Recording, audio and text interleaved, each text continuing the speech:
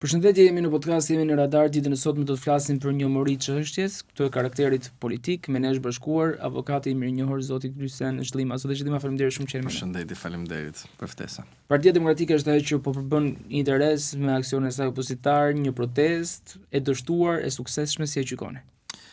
Partia Demokratike për mendimin tim zhvillon protesta sepse janë për detyrën e një opozitari që të veprojë ashtu siç duhet duke reaguar kundër keqeverisjes, por nga ana tjetër protesta nuk quhet në asnjë moment e dështuar për shkak se ajo gjithmonë trashëgon një frymë, një revolt popullore.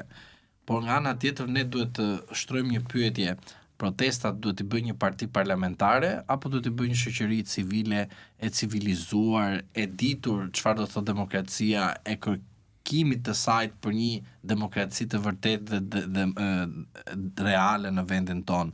Pra, duke qenë në këto kushte, Partia Demokratike ka marrë atributet e sindikatave, ka marrë atributet e shoqatave dhe ka marrë edhe atributet e shoqërisë në tërësi, sepse duhet dikush të reagojë.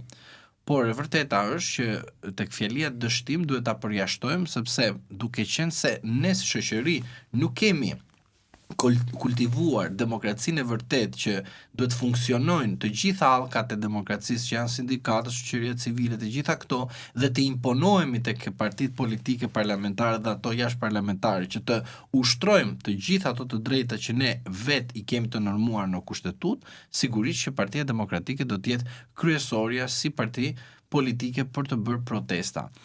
Tani, a bëjmë protest për të përfituar rrezimin e zotit Rama dhe të vim në pushtet?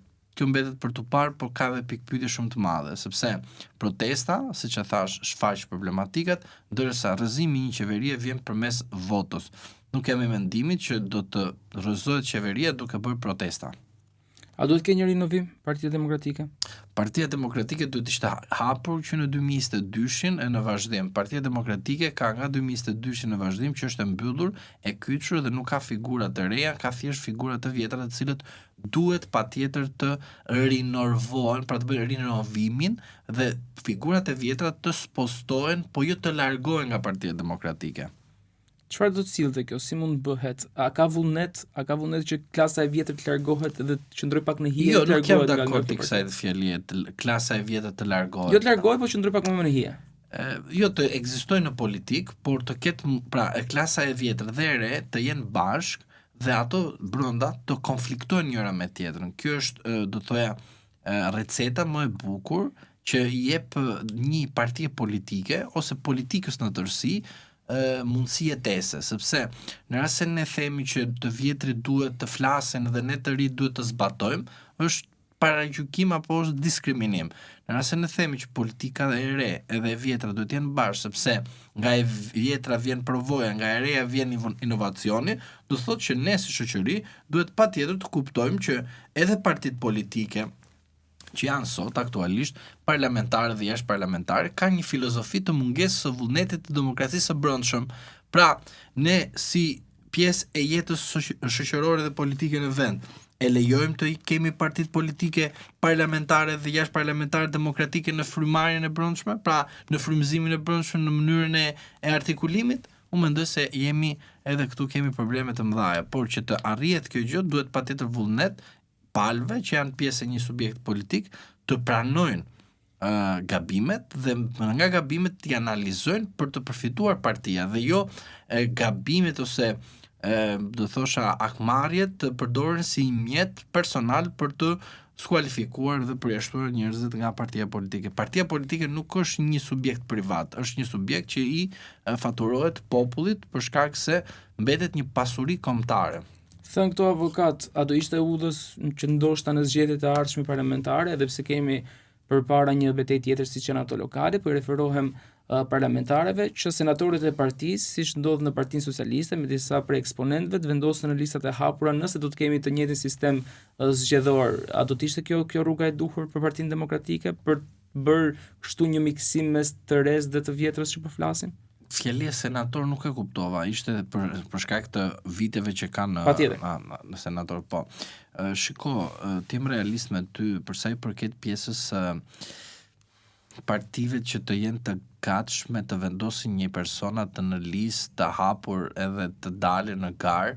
Shiko, ne duhet të ndryshojmë rregullat e lojës, të jemi realist. Rregullat e lojës nuk është vetëm sistemi, është brenda krijesa e partisë.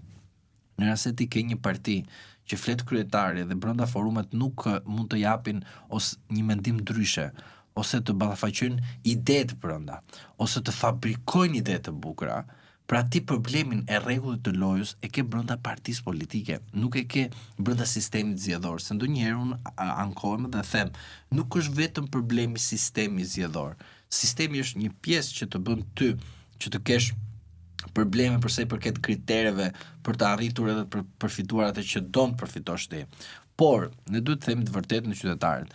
Partitë politike shqiptare janë demokratizuar që të jenë të aftë të nxjerrin në publik njerëz të cilët duhet dhe patjetër të kontribuojnë dhe të japin kontributin dhe të votojnë nga qytetarët, apo thjesht kemi njerëz të cilët janë gjithmonë në vëzhgim të kryetarit dhe gjithmonë vazhdojnë dhe bëjnë çfarë thotë kryetari ose kopjojnë kryetarin e partisë tyre, se këtu ka diferencë shumë të madhe.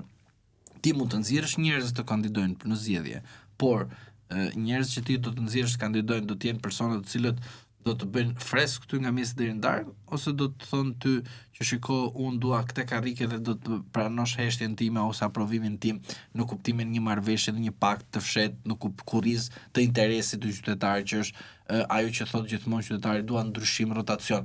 Por që të arritë rotacioni duhet të bindesh brenda vetes partinë tënde. Çfarë do të përfitosh? Të bësh pakt me veten që nesër do shkosh të marrësh pushtetin edhe në fund fare të lejosh meritokracinë e brendshme në partitë politike. Më thuaj një parti politike sot, Partinë Socialiste, Partinë Demokratike, Partinë e Lirisë, Shqipëria bëhet parti të tjera me radhë të Zotit Qori dhe shumë të tjera parti, a ekziston meritokracia e brendshme? Unë nuk i them që nuk ekziston, po unë i sfidoj të më thonë që po ekziston. Pra, që të më japin mua mesazhin si një qytetar i cili ndjek, që po në të vërtet po shkova tek Zoti Qori aty, do të ekzistojë meritokracia e brendshme. Dhe nuk do të identifikohet Zoti Qori me Shqipëria Lëvizja Bashk. Zoti Lapa po njësoj me Shqipëria Bëhet. Pra, nuk identifikohet ai si pjesë e Shqipëria Bëhet dhe pastaj mbaroi. Partia e Lirisë, Zoti Meta, Partia Demokratike, Zoti Berisha, Partia Socialiste, Zoti Rama. Pra, në rast se ata duan të bëjnë diçka ndryshe, duhet na sfidojnë të tjerëve që po në të vërtetë aty ka meritokraci, dhe në rast se aty ka meritokraci të vërtet, atëherë ku shkojmë? Shkojmë që këta njerëz të dalin në terren të gjithë pa përjashtim dhe të votojnë me lista të hapura. Po pyetja që lind sot është, a kemi lista të hapura apo ja? Apo kemi thjesht një sistem i cili është i preferuar kryetarëve që mbyllim listën dhe pastaj atë tjetrën e lëm të hapur. Unë jam dakord si të jetë e hapur, si të mos jetë e hapur, për mendimin tim, në rast se ti nuk ke karizmë politike për të arritur atë që duhet objektivi që qytetarët të besojnë, është sigurt që ti karrike do ta plotësosh të jo vetëm të qenë senator, ti të jesh senator personal i kryetarit, nuk je senator i partisë, prandaj ka diferenca e fjalës senator. Qartë, meqense ne cekëm kodin zgjedhor, po flitet shumë për një sistem të ri zgjedhor, ka një komision parlamentar që është ngritur për këtë çështje. Gjithmonë po të njëjtat emra, Zoti Damian Gjiknuri nga Partia Socialiste, Fylik Bashi, suksesi në humbje, Partia Demokratike, dhe duket se ka një vazhdimsi në këtë lloj aspekti. Çfarë pritet prodhohet nga ky komision dhe a do të ketë rregulla të ndryshe loje në zgjedhjet e ardhshme, edhe a duhet të rikthehemi sërish në sistemin e vjetër proporcional që kemi pasur? Shiko, unë nuk jam një propozimit konkret, për arsye se në rast se do të them një propozim konkret do të merret në mënyrë të gabuar edhe nga qytetarët, por pse jo mos të jemi demokratik. Pra, në rast se ne duam demokracia në përmbajtjen e vet si fjali, në kupton procese demokratike. Në rast se duam të jemi ne në procese demokratike të aktiv si qytetar, pse jo mos të votohet dhe presidenti i Republikës nga populli, pse jo mos të votohet edhe prefekti nga populli, pse jo mos të votohet edhe kryetari i qarkut nga populli, pse mos të votojnë dhe institucionet të tjera të cilët kanë një gjyrim politiko-partjak në institucionet shtetërore. Prandaj, unë jam më i gjerë, pra, po hajde të shkojmë të bëjmë një dakordsi, hajde të shkojmë të bëjmë një marrëveshje të rëndë politike, po me pasoja për të gjithë aktorët politik, për Partinë Socialiste, Partinë Demokratike kryesore që janë ato të cilët vendosin rregullat, por pse jo mos shkojmë të bëjmë edhe ndryshime radikale në aspektin e përfaqësimit të qytetarëve në parlament. Por kush fiton? Fiton qytetari i cili është ai i cili ndëshkon politikanët, apo fiton vetëm dy partitë kryesore dhe partitë e vogla politike humbase? Unë nuk jam fare dakord që partitë e vogla dhe të reja politike të humbasen, sepse në politik duhet të pranosh edhe të vjetrën dhe të renë. Në rast se ti je egoist dhe pranon vetëm të vjetrën dhe e urren të ren, apo thjesht e thua të ren vetëm për arsye sepse duhet ta thuash të ketë një pranim në shoqëri, atëherë do të thotë që ti nuk i shërben komunitetit dhe ti do të jesh gjithmonë i varur nga mentaliteti i vjetër komunist. Pra, në mentaliteti i vjetër komunist duhet kuptojmë këtë gjë, që ne si shoqëri nuk kemi ndërtuar nga 91 në vazhdim ideologji politike. Pra, kur duhet flasim për sistemin zgjedhor në Shqipëri, nuk duhet kuptuar se këtu kemi njerëz të cilët vijnë nga perëndimi, ka një qasje tjetër për demokracinë, për solidaritetin, për ekonomi sociale, për popullin, për shërbimet e tij. Do janë thjesht për t'i thënë këta çdo 4 vjet në përfushat dhe populli pjesërisht i beson një pjesë tjetër e madhe jo, por e vërteta është ne duhet i themi shqiptarëve vazhdimisht, në rast se ti do të ndryshosh sistemin zgjedhor, duhet kuptosh që ti ke voton dhe ti do t'i ndëshkosh ata. Jo të presësh faktor të huaj apo të brendshëm mos bëjnë ai punë ata dhe i ndëshkojnë ata sepse mua s'ma mban ose unë bëj pakt me ata që janë aktualisht për shkak të interesave të ndryshme që unë kam. Pra, ajo çfarë ne duhet kuptojmë është se sistemi zgjedhor ndryshon qasja e qytetarit ndaj sistemit politik apo ndryshon thjesht karriket Partia Socialiste me Partinë Demokratike duke mbajtur njëra tjetrën, sepse historikisht Partia Socialiste dhe Partia Demokratike kanë mbajtur njëra tjetrën. Historikisht, Zoti Berisha dhe Zoti Rama kanë mbajtur politikisht njëri tjetrën. Ka ardhur natyrshëm kjo apo imponuar e paramenduar? Natyrshëm për shkak të kësaj që thash, një mungesë të asaj që ne themi të informacionit, edukimit politik, që është ideologjik. Ne në Shqipëri nuk ndahemi në të majtë dhe në të djathtë. Ai që e thot këtë është shumë naiv ose e bën me qëllim. Mirë, sepse ne nga 1991 edhe deri më sot nuk e krijuar kauz apo më mirë infrastrukturë ideologjike që e majta përcakton 1 2 3 4 gjëra, e djathta përcakton 1 2 3 4 gjëra dhe ata të cilët të votojnë ty, të thonë që të votoj për këtë arsye. Në rast se ti do të kuptosh pse e them këtë gjë. Themi ne Partia Socialiste. Gjë e parë, çfarë vjen? Partia Komuniste. S'është si rrjedhoj e Partisë Punës. Themi ne Partia Demokratike. Çfarë të vjen në mend ty? Nga koha e komunizmit, demokracia. Po një sekond. Ajo nuk është parti parimore në aspektin institucional demokratik, por është një subjekt i cili duhet përcjellë një ideologji. Se në rast se një parti politike nuk ka ideologji politike, ajo nuk është parti. Është thjesht një vëzhgim për të ndihmuar bisedën tjetër po ju ndërpres. Përmendët vitin 1991, studentët me protestat e tyre sollën përmbysjen, por fakti që ishin gjithë bashkë dhe më pas u shpërndan në formacione të ndryshme politike, është tregues i kësaj situate që ne jemi sot? Po, kjo është tregues sepse ti nga ata studentët ty që të ikën, shkuan njëri te Partia Socialiste, të tjerë shkuan te Partia Demokratike. Çfarë bën? Bën 2 kambe. Pra bën 2 gjëra të ndryshme. Po është e njëjta. Pse? Se po ata njerëz kanë qenë në kohën e diktaturës. Ata nuk kërkuan të ndryshohet sistemi ideologjik. Ata kërkuan të ndryshohet sistemi politik që është demokracia e munguar. Pra, nga momenti kur partia ishte një, ata kërkuan tani nuk duhet të jetë një, duhet të ketë pluralitet partish. Por në momenti kur këta studentët, për mendimin tim, falet sepse kanë qenë të pa informuar dhe gjatë kohës duhet të ishin informuar, por nuk falet kur ishin gjatë kohës që ishin në pushtet, nuk morën masat për të arritur objektivin, çfarë të tregon të qytetarët shqiptar që kush është ideologjia e tyre. Pra ideologjia e tyre ka qenë karrikja, të jemi realist. Pra, marr një karrike përmes një subjekt politik, vendos një tabel tek partia. Pra, kjo është partia e djathtë, kjo është e majt. Por nuk ka as pak një lidhje të fortë me njëra tjetrën në aspektin ideologjik. Pse? Sepse ju e keni parë sa herë zoti Berisha flet për konservatorizmin, që unë dyshoj a e kupton. Mirë. Partia Socialiste flet për Partinë e Punës.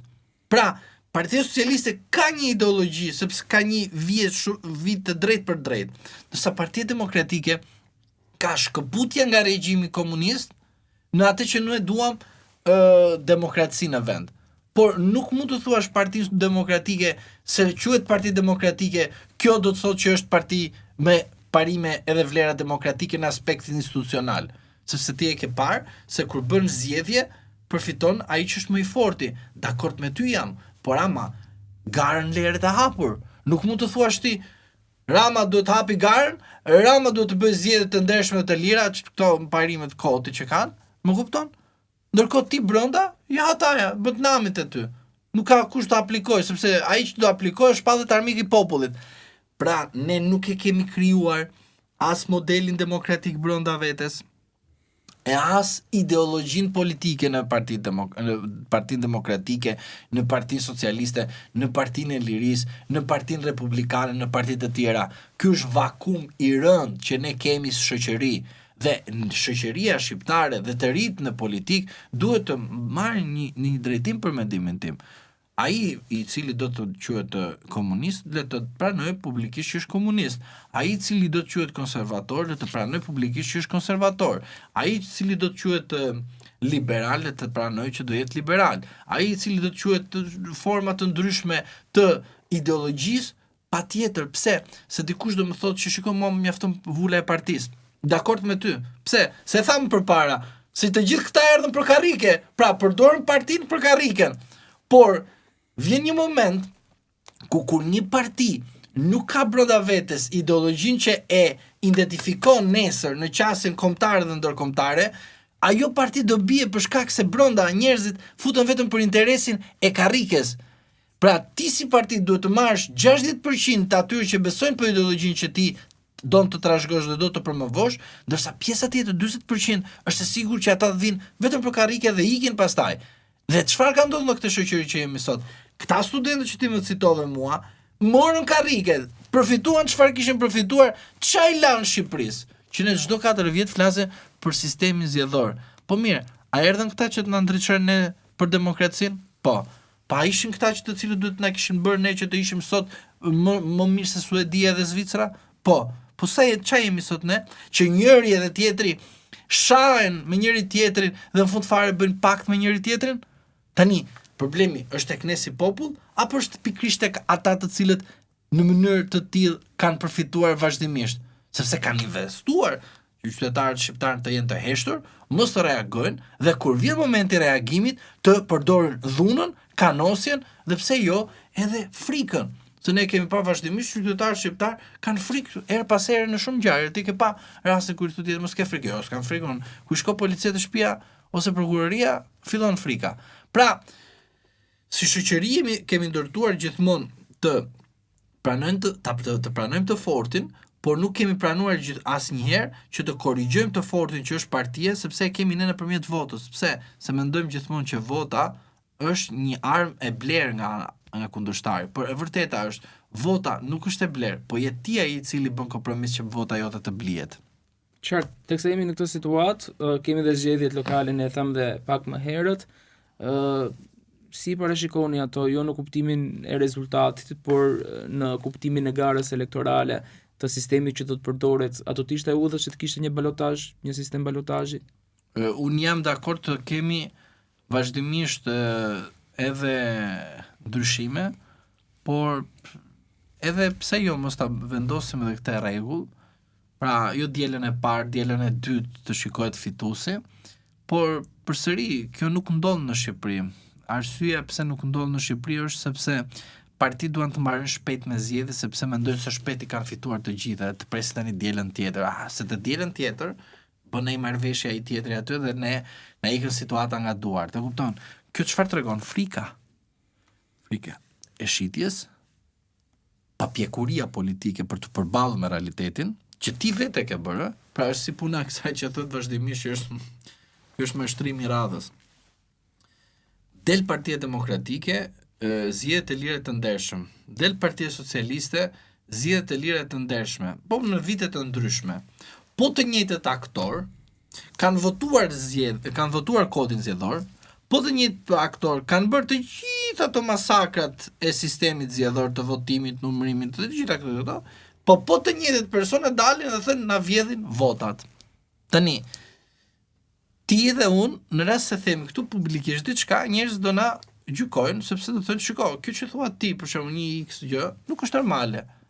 Por që të dalin po të dy partitë në vite të ndryshme, edhe të flasin vazhdimisht për zgjedhje të lira dhe të ndershme, nuk flas për atë që thotë kushtetuta të zgjedhje të lira të barabarta.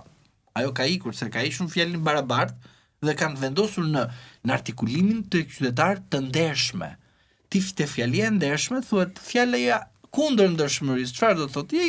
Jo i ndershëm, por ta e vendosen sepse pra unë jam i ndershmi, ndërsa Partia Socialiste aktualisht është e pandershme kur bën pjesë e lojës të njëjtën fushë, kur bën pjesë lojës. Pra do thotë që kur vishti në pushtet, Partia Socialiste do vi pastaj do thotë duam zgjedhje të lira të ndershme.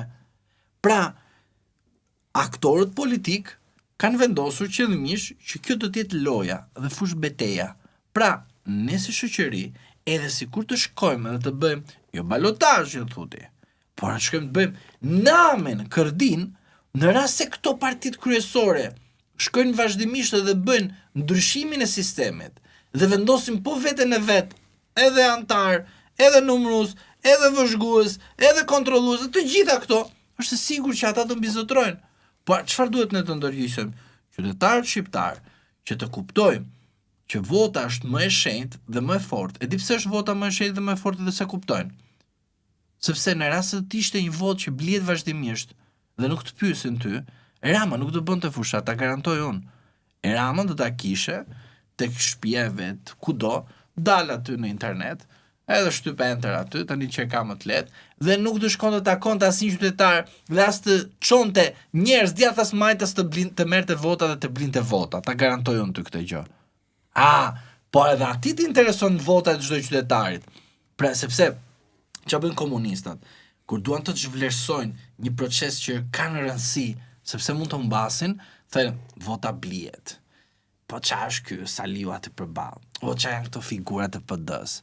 O qa bëhet kështu? Pra bën një stil të tillë pune që të thënë tek njerëz që shiko, mos shko fare me votu, pra te pjesa gri. Sepse Partia e Punës ka një elektorat stabil, pra nuk e ndryshon dot. Po që ta ndryshon duhet presur disa shekuj. Por partitë e tjera politike futen në situatë kur ka një konflikt të brendshëm dhe merren vetëm me konfliktin e brendshëm. Dërsa, tek pjesa tjetër e strukturës dhe sistemit në zgjedhjet lokale, këtu është e gjithë loja që do të luhet. Pra, në rast se këta shkojnë dhe bëjnë ndryshime në reformën territoriale, këtu e ke të regjistruar dhe ulin bashkinë, e ke të sigurt që Partia Socialiste fiton 100% se ka pushtetin. Në rast se elen në këto kushte që jemi sot, pa bërë asnjë ndryshim ligjor, ti do të përfitosh bashkitë që ke pasur dikur kur ke qenë para 2009, si parti politike që e Partia Demokratike dhe aleatët e tjerë. Mirë, po në rast se Partia Socialiste dhe Partia Demokratike bëjnë ndryshim në reformën territoriale, Partia Demokratike, për mendimin tim, do të ketë shumë problem të madh sepse do zvogëlojnë numrin e bashkive dhe nuk ka fare rëndësi më balotazhi, po thjesht dihet që do të jetë një humbje spektakolare për Partinë Demokratike dhe partitë politike të tjera në rast se nuk e shikojnë mirë se si do garojnë. Dhe mos harrojmë edhe një fakt tjetër, garimi do të jetë partia kryesore ose partitë kryesore të bien dakord që të nxjerrë vetëm njëra kandidat për kryetar bashkie, ashtu siç u bë formula e vjetër. Por, mendimi im është që duhet sa më shumë parti politike të opozitës të bashkohen për këshilla bashkiake. Se e gjithë lufta nuk luhet vetëm te kryetari. Kryetari është pozicion politik, po është edhe një pozicion tjetër politik vendimarrës që është Këshillat Bashkiake. Aty duhet një strategji e fortë. Po në rast se shkojnë edhe bëjnë ndryshime në sistemin zgjedhor të vetë qeverisë vendore, edhe të uljes së bashkive, Partia Demokratike do ketë shumë problem. Zoti Shitema, po nëse vendoset detyrimi i votës, pra që njerëzit jenë të detyruar të votojnë, e kemi parë si model në Greqi, në Itali, duke qenë se kemi bashki dhe kryetar bashkish që zgjidhen me 13, 15, 20% të votave. Do të ishte një zgjidhje për të krijuar një lloj polarizimi?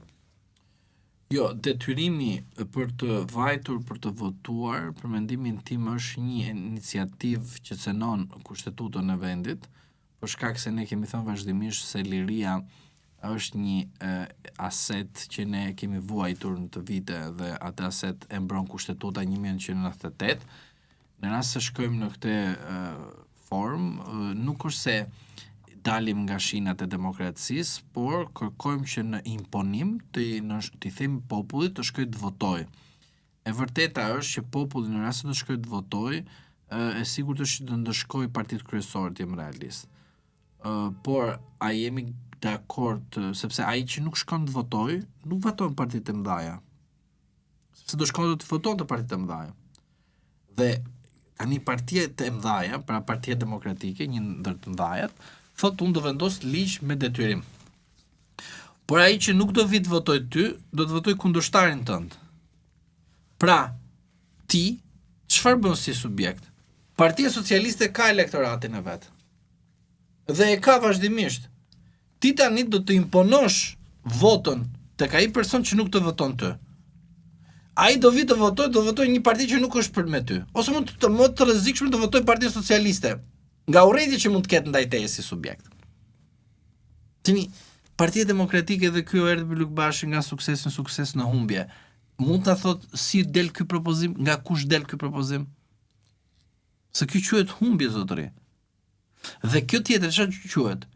Pjesëmarrja dhe ndryshimi i sistemit zgjedhor në favor të Partisë Socialiste me uljen e mandateve të deputetëve, s'doja të fusja në këtë temë, po do futem, më detyroi pyetja jote, e bën Partinë Socialiste super fuqi me uljen e mandateve, me detyrimin që të votohet. Partia Socialiste është në rregull, thotë faleminderit shumë, edhe këtë donem. Si puna e Orbanit.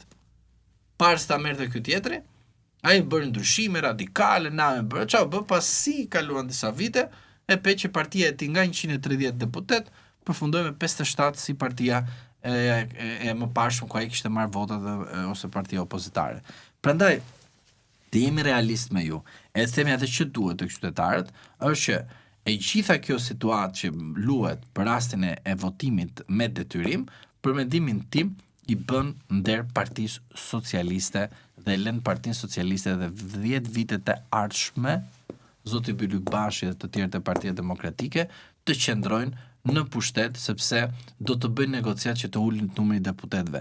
Numri i deputetëve për mendimin tim, po do një mendim personal, pse po e them këtë gjë, sepse duhet ta kesh parasysh që ne nuk kemi problem sa numra deputetësh ke në numrin aktual. Nuk është kjo loja. Loja është se sa do fitoj Rama, që do thotë, në rast se ti sot ke 140 deputet, ti mund ta çosh 201 deputet. Pse ta them pse 201? Sepse në fund fare ti si parti politike ose si sistem zgjedhor duhet të lesh të hapet gara. Dhe hapja e garës ti nuk kupton që ti duhet patjetër të lejosh që edhe partitë e reja politike të vinë në pluralitetin politik si parti opozitare, pra ti si Parti Demokratike. Partia Demokratike do bëj gabimin që bëri në zgjatimin e asamblesë së Partisë Socialiste. Foli zoti Rama për shkarkimin e zotit Erion Velis, gjithë delet, më fal për shprehje, gjithë delet pa përjashtim të Këshillit të Bashkisë së Tiranës vajtën si dele dhe votuan çfarë? Zgjatimin dhe kërkesën e asamblesë së Partisë Socialiste nga zoti Rama për të shkarkuar zotin Veliaj. Nuk më intereson pëlqen Veliaj apo jo. A nuk më hyn fare në punë kjo gjë. Po për shkak se ti u bëre zgjatim i Partisë Socialiste për diçka